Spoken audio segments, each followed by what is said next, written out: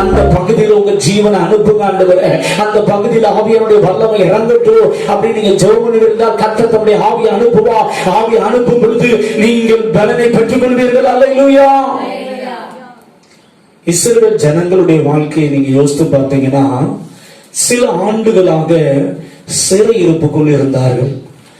நம்பிக்கையற்ற நிலைமையில நியாயாதிபதிகளின் புஸ்தகம் 6ஆம் அதிகாரம் 1ஆம் வசனத்திலிருந்து நாம் வாசித்து பார்ப்போம் என்றால், அவர்கள் நம்பிக்கை இல்லாத ஒரு நிலைமைக்குள்ள அங்கே காணப்படுகிறதை நாம் பார்க்க முடியும். இஸ்ரவேல் புத்திரர் கர்த்தரின் பார்வைக்கு பொல்லாப்பானதை செய்தார்கள். அப்பொழுது கர்த்தர் அவர்களை 7 வருஷம் மீதியானியரின் கையில் ஒப்புக் கொடுத்தார். மீதியானியரின் கை இஸ்ரவேலின் மேல் பலத்து கொண்டபடியால் இஸ்ரவேல் புத்திரர் மீதியானியர் நிமித்தம் தங்களுக்கு மலைகளில் உள்ள கெபிகளையும் குகைகளையும் அரணான ஸ்தலங்களையும் அடைக்கலங்களாக்கி கொண்டார்கள். இஸ்ரவேலர் விதை விதைத்திருக்கும் போது மீதியானியரும் அமலேக்கியரும் கிழக்கத்தி புத்திரரும் அவர்களுக்கு விரோதமாய் எழும்பி வந்து அவர்களுக்கு எதிரே பாளையம் இறங்கி காசாவின் எல்லை மட்டும் நிலத்தின் விளைச்சலை கெடுத்து இஸ்ரவேலிலே ஆகாரத்தை ஆகிலும் ஆடு மாடுகள் கழுதைகளை ஆகிலும் வைக்காலே போவார்கள். பாருங்க, பூமிக்குரிய ஆசீர்வாதங்களை எல்லாம் இஸ்ரவேல் ஜனங்கள் கஷ்டப்பட்டு விளைச்சாங்க. ஆனா மீதியானியர் வந்து என்ன செஞ்சாங்க? ஈஸியா அப்படியே தூக்கி போயிட்டாங்க. இப்ப இந்த சூழ்நிலை கிதியோன் என்று சொல்லக்கூடிய ஒரு வாலிபர் என்ன செஞ்சானா, ஆலையில என்ன செய்தானா, போரடித்துக் கொண்டிருந்தான் அப்படின்னு போட்டிருக்குது. கோதுமை என்ன செஞ்சான்? போரடித்துக் கொண்டிருக்கும் பொழுது 12ஆம் வசனம் பாருங்க. கர்த்தருடைய தூதனானவர் அவனுக்கு தரிசனமாகி, பராக்கிரமசாலியே கர்த்தர் உன்னோடு கூட இருக்கிறார் என்றார். அவரை நோக்கி, ஆண்டவனே, கர்த்தர் எங்களோடு இருந்தார், இவையெல்லாம் எங்களுக்கு நேரிடுவானே. கர்த்தர் எங்களை எகிப்திலிருந்து கொண்டு வரவில்லையா என்று எகிப்திலிருந்து கொண்டு வரவில்லையா என்று எங்கள் பிதாக்கள் எங்களுக்கு விவரித்து சொன்ன அவருடைய அற்புதங்கள் எல்லாம் எங்கே? இப்பொழுது கர்த்தர் எங்களை கைவிட்டு மீதியானியர் கையில் எங்களை ஒப்புக் கொடுத்தாரே என்றான். அப்பொழுது கர்த்தர் அவனை நோக்கி பார்த்து, உனக்கு இருக்கிற இந்த பலத்தோட போ, நீ இஸ்ரவேலை மீதியானின் கைக்கு நீங்களாக்கி ரட்சிப்பாய், உன்னை அனுப்புகிறவர் நான் அல்லவா என்றார். யோசித்து பாருங்களேன், கர்த்தர் எங்களோடு இருந்தால் ஏன் எங்கள் வாழ்க்கையில் இப்படி நடக்குது? நிறைய வேலைகளை நம்ம ஒரு கேள்வி கேட்கிறோம். நான் ஆண்டவர்கிட்ட ஜெபம் பண்றேன், கர்த்தர் என்னோடு இருந்தால் ஏன் எனக்கு இந்த பிசினஸ் இப்படி போய்கிட்டு இருக்குது? கர்த்தர் எங்களோடு இருந்தால் ஏன் எங்க வாழ்க்கையில வந்து ஒரு மாற்றமே என்ன செய்ய மாட்டேங்குது, வர மாட்டேங்குதுன்னு அப்படி கேள்வி கேட்ட அந்த கிதியோனுடைய வாழ்க்கையில தான் தேவன் தம்முடைய ஆவியை அனுப்பி அவன் வாழ்க்கையில அவனோடு கூட இருக்கிறதை கர்த்தர் ப்ரூவ் பண்ணாரு. இன்னைக்கு கேள்வி கேட்க உன்னுடைய வாழ்க்கையில கர்த்தர் சொல்லுகிறா, என் ஆவியை நான் உனக்குள் அனுப்ப போகிறேன். எந்தெந்த காரியத்துல நீ கேள்வி கேட்டாயோ அந்த பகுதியிலே கர்த்தர் தம்முடைய ஆவியை அனுப்பி நான் உன்னோடு இருக்கிறதை உலகம் அறியும்படி செய்து நீ இறந்து போன அனைத்தையும் திரும்ப பெற்றுக்கொள்ளும்படி செய்வேன் என்று கர்த்தர் சொல்லுகிறார். ஹல்லேலூயா. கிதியோன் கேள்வி கேட்டான், கர்த்தர் எங்களோடு இருந்தால் ஏன் எங்களுக்கு இப்படி நடக்குதுன்னு கர்த்தர் சொன்னார். அப்படி கேள்வி கேட்டவனு தான் கர்த்தர் சொன்னார். 6ஆம் அதிகாரம் 33ஆம் வசன வாசிங்கள் பார்க்கலாம். 34ஆம் வசனம் வாசிங்க. அப்பொழுது கர்த்தருடைய ஆவியானவர் கிதியோன் மேல் இறங்கினார். அவன் எக்காலம் ஊதி அபியேசரை கூப்பிட்டு, போதும், இந்த சம்பவங்கள்லாம் உங்களுக்கு தெரியும் நடக்கிறேன். யார் கேள்வி கேட்டாங்களோ அவங்களுக்குள்ள கர்த்தர் தம்முடைய ஆவியை அனுப்பினார். இது வரைக்கும் வாழ்க்கையில நீ எந்தெந்த பகுதியெல்லாம் கேள்வி கேட்டாயோ, ஜெபித்தும் பதில் இல்லையே, கர்த்தரை தேடியும் பதில் இல்லையே, கர்த்தர் எங்களோடு இருந்தால் ஏன் இப்படி நடக்குது அப்படின்னு கேள்வி கேட்டாய் அல்லவா? இன்னைக்கு கர்த்தர் சொல்லுகிறார், என் ஆவியை நான் உனக்குள் அனுப்ப போகிறேன். ஆவியை அனுப்பி உனக்கு பதில் தர போகிறேன். நான் உன்னோடு இருக்கிறதை புறஜாதி ஜனங்கள் அறிந்து கொள்ளும்படி செய்ய போகிறேன் என்று கர்த்தர் சொல்லுகிறார். ஹல்லேலூயா. கைகளை தட்டி கர்த்தரை மகிமைப்படுத்துவோமா? ஹல்லேலூயா. கர்த்தர் தம்முடைய ஆவியை அனுப்பும் போது முகத்தை மறைக்க மாட்டாரு. கர்த்தர் தம்முடைய ஆவியை அனுப்பும் போது உனக்குள்ள ஜீவன் உண்டாகிறது. இன்றைக்கு தேவன் உனக்குள் தம்முடைய ஆவியை அனுப்புவேன் என்று கர்த்தர் சொல்லுகிறார். ஹல்லேலூயா. யோவேல் எழுதின தீர்க்க தரிசன புஸ்தகம் 2ஆம் அதிகாரம் 28, 29 வாசியங்கள் பார்க்கலாம்.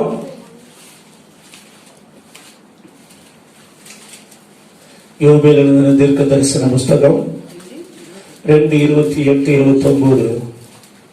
அதற்கு பின்பு நான் மாம்சமான யாவர் மேலும் என் ஆவியை ஊற்றுவேன். மாம்சமான யாவர் மேலே என் ஆவியை ஊற்றுவேன்.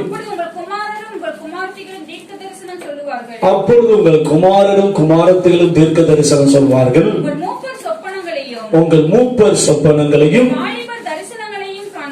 வாலிபர் தரிசனங்களை காண்பார்கள். ஊழியக்காரர் மேலும் ஊழியக்காரிகள் மேலும் அந்நாட்களிலே ஆவியை ஊற்றுவேன். அல்லேலூயா. கர்த்தர் திரும்ப திரும்ப சொல்லுகிற வார்த்தை என்ன தெரியுமா? உன் மேல தம்முடைய ஆவியை ஊற்ற போகிறா. உன் ஆவியை ஊற்றி உன் வாழ்க்கையில வெளிப்பாடு தரப்போகிறா. உன் புலம்புகளுக்கெல்லாம் முற்றுப்புள்ளியை கர்த்தர் வைக்க போகிறாரு. நீ சொப்பனங்களை காண போகிற, நீ தரிசனங்களை பார்க்க போகிற. கர்த்தர் எழுப்புதலின் ஆவியை உனக்குள் ஊற்ற விரும்புகிறார். அல்லேலூயா.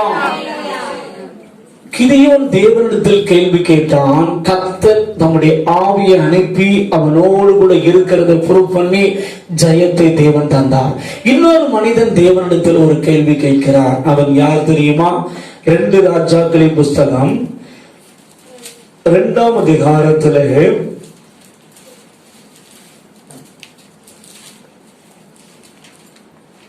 14ஆம் வசனம் பாருங்க.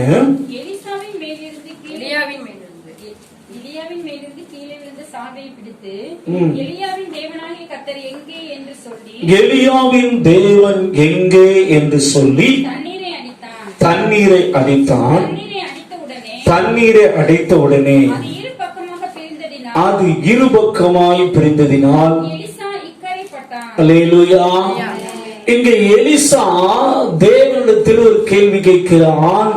எலியாவின் தேவன் எங்கே? நாம் அநேக வேளைகள்ல பைபிள்ல பார்க்கிறோம். எலியாவின் தேவன் அப்படி செய்தார், இப்படி செய்தார். மோசேயின் தேவன் அப்படி செய்தார், இப்படி செய்தார். அப்போஸ்தலர்களின் தேவன் அப்படி செய்தார், இப்படி செய்தார்னு. ஆனா கேள்வி கேட்ட எலிசாவின் மேல் கர்த்தர் தம்முடைய ஆவியை இரட்டிப்பாக அருளினார். அல்லேலூயா. யார் மேல கர்த்தர் அருளினாரே? எவன் கேள்வி கேட்டான் பாத்தீங்களா? எலிசா தான் கேள்வி கேட்கிறான். எலியாவின் தேவன் எங்கே அப்படின்னு கேட்ட பொழுது இந்த யோர்தானை கர்த்தர் பிளக்கும்படி கர்த்தர் தம்முடைய ஆவியை எலியாவின் மேல் இருந்த ஆவியை எலிசாவின் மேல் இரட்டிப்பாக இல்லை.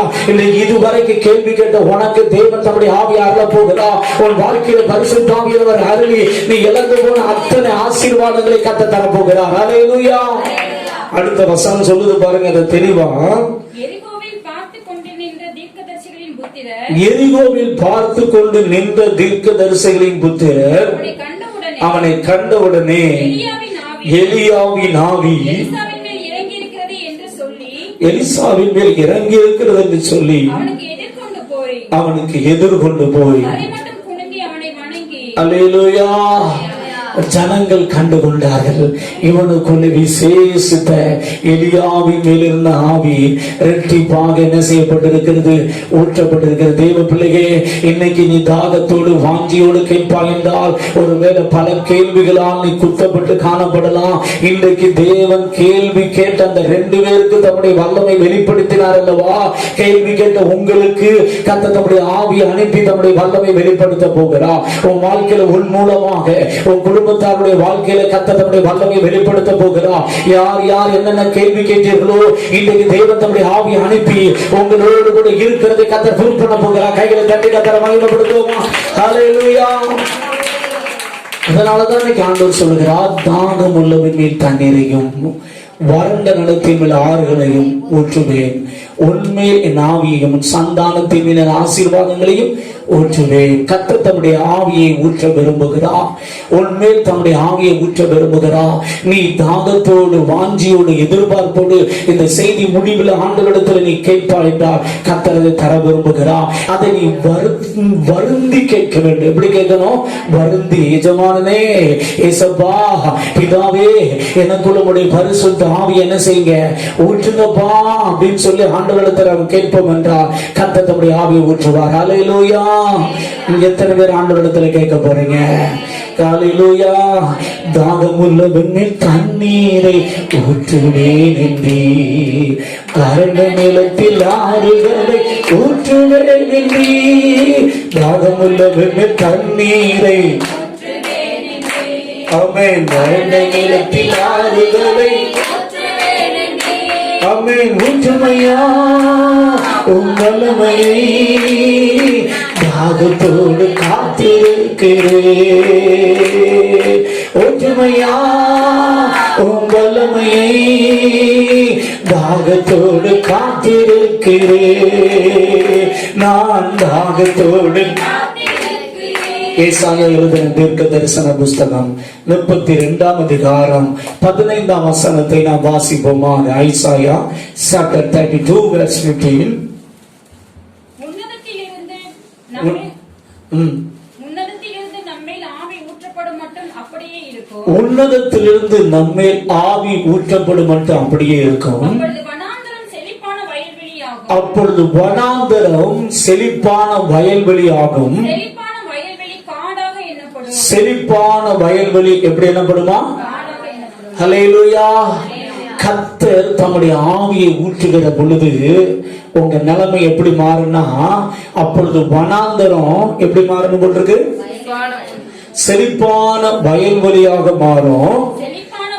செழிப்பான வயல்வெளி எப்படி மாறுமா? ஹல்லேலூயா. இன்னைக்கு உங்க வாழ்க்கையை கர்த்தர் இப்படி மாற்ற போகிறார். உன் வாழ்க்கையில தேவன் தம்முடைய ஆவியை ஊற்றுகிற பொழுது உன் வாழ்க்கையில் இருக்கிற வனாந்தரம் செழிப்பான வயல்வெளியா மாறப்போகுது. செழிப்பான வயல்வெளி இன்னும் கர்த்தருடைய தம்முடைய ஆவி அளவில்லாமல் ஊற்றி ஊற்றி ஊற்றி அநேகருக்கு ஆசீர்வாதமான பெருங்காடாக கர்த்தர் மாற்ற போகிறார். ஹல்லேலூயா. நீங்கள் ஆனால் என்ன செய்ய வேண்டும்? தாகத்தோடு வருந்தி என்ன செய்யணும்? கேட்கணும். ஆண்டவர் அதை என்ன செய்யறாங்க? எதிர்பார்க்கிறார். அப்படி நம்ம தாகத்தோடு வாஞ்சியோடு எதிர்பார்ப்போடு கேட்கும் பொழுது கர்த்தர் தம்முடைய ஆவி என்ன செய்கிறார்? நமக்குள் அனுப்புகிறார். நம்முடைய வாழ்க்கையை கர்த்தர் உயிர்ப்பிக்கிறார். ஹல்லேலூயா. வேதத்துல நம்ம 1 ராஜாக்கள் 2 அதிகாரம் 1 வசனத்திலிருந்து நீங்க பார்ப்பீர்கள் என்றால் அங்கே நாம் எலியா எலிசாவை குறித்து பார்க்கிறோம். வாசியங்கள் பார்க்கலாம்.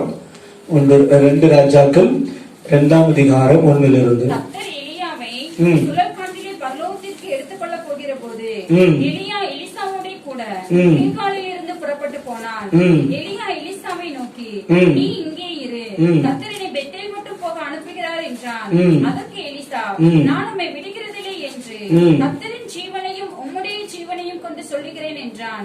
அப்படியே இருவரும் பெத்தேலுக்கு போனார்கள். அப்பொழுது பெத்தேலில் இருந்த தீர்க்கதரிசிகளின் புத்திரர் எலிசாவினிடத்தில் வந்து, இன்றைக்கு கர்த்தர் உனக்கு தலைமையாய் இருக்கிற உன் எஜமானை உன்னை விட்டு எடுத்துக்கொள்வார் என்பது உனக்கு தெரியுமா என்றார்கள். அதற்கு அவன், எனக்கு தெரியும், சும்மா இருங்கள் என்றான்.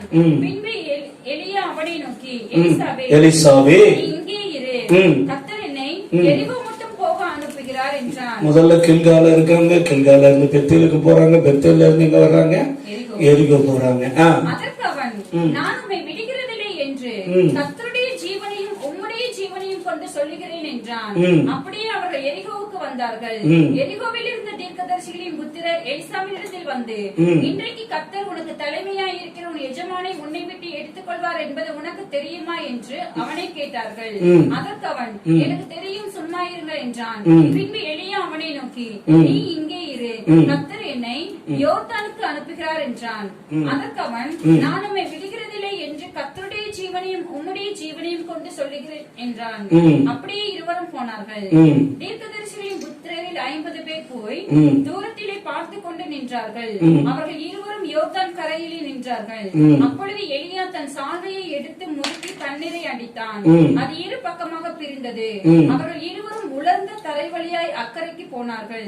அவர்கள் அக்கறைப்பட்ட பின்பு எலியா எலிசாவை நோக்கி, நான் உன்னை விட்டு எடுத்துக்கொள்ளப்படும் முன்னே நான் உனக்கு செய்ய வேண்டியது என்ன கேள் என்றான். அதற்கு எலிசா, உம்மிடத்தில் உள்ள ஆவியின் வரம் எனக்கு இரட்டிப்பாய் கிடைக்கும்படி வேண்டுகிறேன் என்றான். ஹல்லேலூயா. தேவ பிள்ளையே, எலிசா வாழ்ந்த நாட்களிலே, எலிசா வாழ்ந்த நாட்களிலே அநேக தீர்க்கதரிசிகள் இருந்தாங்க. ஆனா அவங்களுக்கு யாருக்குமே எலியாவின் மேல் இருக்கிற அந்த வரங்கள், ஆவியின் வரங்கள் மேல் ஒரு வாஞ்சையோ ஒரு தாகமோ இல்லை. இருக்கிறதுல சாட்டிஸ்ஃபைடா ஓடிக்கிட்டு இருந்தான்.